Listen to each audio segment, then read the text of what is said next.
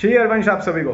दोस्तों, अगर आप गुरु मंत्र ले चुके हैं, गुरु महाराज जी से दीक्षित हो चुके हैं, तो आपको डेफिनेटली पता होगा कि शरीर शुद्धि की बहुत अधिक आवश्यकता है जब आप गुरु मंत्र का जाप कर रहे हैं। लेकिन अगर आप अभी दीक्षा के रास्ते पर हैं, सद्गुरुदेव भगवान से अभी तक आप दीक्षित नहीं हुए हैं, तो भी यदि आप तुलसी माला लेकर नाम जप कर रहे हैं तो भी शरीर शुद्धि की परम आवश्यकता है। क्योंकि पूज्य श्री सद्गुरुदेव भगवान कहते हैं कि यदि ये आचरण में आप अभी से ही ढालने लगेंगे तो आगे जब आप शरणागत हो जाएंगे श्री जी की असीम कृपा से, तो आपको बहुत आसानी रहेगी सद्गुरुदेव भगवान के नियमों पर चलने की।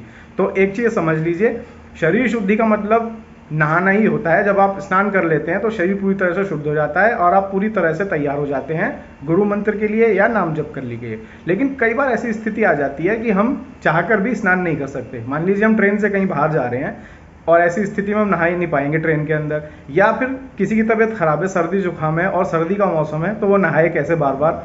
तो ऐसी स्थिति में हम क्या करें, तो आप समझ लीजिए कि शरीर शुद्ध करने का तरीका क्या है। तो सबसे पहले हम अपनी जननेंद्रिय पर पानी डालकर उसे अच्छे से साफ कर लेंगे।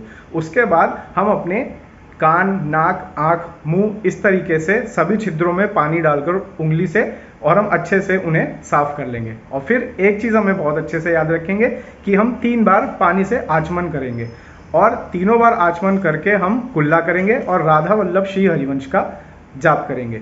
और उसके बाद जब हम लगेगा कि अब हमारा शरीर स्वस्थ हमको लग रहा है, तो उसके बाद फिर हम वृंदावन की रज से, अगर आप सद्गुरुदेव भगवान की शरणागति हो गए हैं तो इस तरीके से आप हरिवंशी तिलक की संरचना कर लेंगे।